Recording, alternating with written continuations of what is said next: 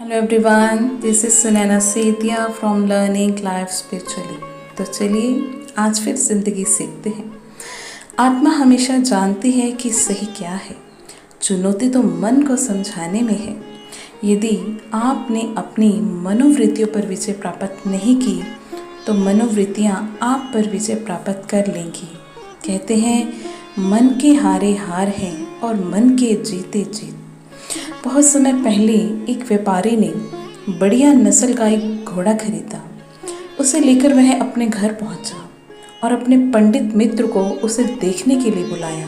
वह बोला, घोड़ा तो अच्छा है और अच्छी नस्ल का है, लेकिन इसकी लगाम कभी ढीली मत छोड़ना, वरना कई बार सहूलियत की चीज़ें नुकसान भी पहुंचा देती हैं।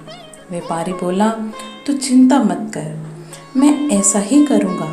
इसके बाद वह व्यापारी व्यापार के काम में घोड़े का भरपूर उपयोग करने लगा। पंडित किसी यजमान के यहाँ जाने के लिए घर से तेजी से निकला कि सामने से उसे व्यापारी दोस्त घोड़े से चिपक कर बैठा हुआ दिखाई दिया। घोड़ा सरपट भागता हुआ आ रहा था। पंडित ने सोचा कि इसे कहीं जल्दी पहुंचना होगा। यदि यह मुझे भी साथ ले ले तो अच्छा रहेगा, मैं भी समय रहते पहुंच जाऊंगा। उसने व्यापारी को पुकारा, बंधु, इतनी तेजी से कहाँ जा रहे हो? इस पर वह बिना रुके बोला, यह मुझे नहीं, घोड़े को पता है। मुझे जिस ओर जाना था यह उसकी विपरीत दिशा में ले जा रहा है। पंडित को कुछ समझ नहीं आया। वह सोच ही रहा था कि थोड़ा आगे जाकर घोड़ा तेजी से उछला, जिससे व्यापारी पास के एक पोखर में जा गिरा। लेकिन उसका पांव रकाब में ही उलझा रह गया, जिसे उसने जैसे तैसे छुड़ाया। पंडित ने उसके पास पहुंचकर उसे पोखर में से निकाला। व्यापारी पूरी तरह से कीचड़ में लथपथ हो चुका था।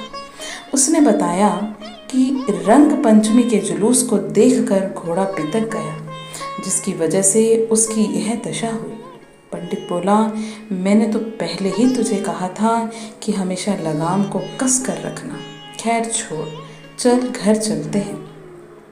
दोस्तों, यही हालत होती है घोड़े को अपने वश में ना रखने वालों की। कहीं का कहीं पहुंचाता है और अंततः कीचड़ में ले जाकर गिरा देता है। यहाँ हम वास्तविक घोड़ों की नहीं, मन के घोड़ों की बात कर रहे हैं, जो वास्तविक घोड़ों से भी कई गुना ज़्यादा सरपट दौड़ते हैं। और क्यों ना दौड़े, जब इन्हें बेलगाम छोड़ देंगे तो जहाँ मर्जी आएगी, जब मर्जी आएगी, दौड़ जाएंगे।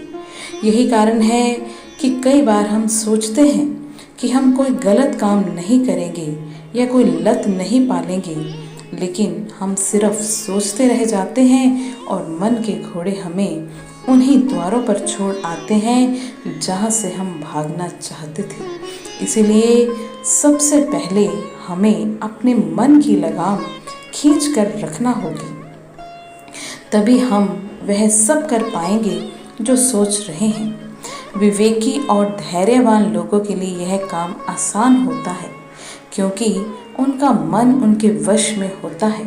लेकिन अविवेकी और असंयमी लोग चाहकर भी मन के घोड़ों को नियंत्रित नहीं कर पाते।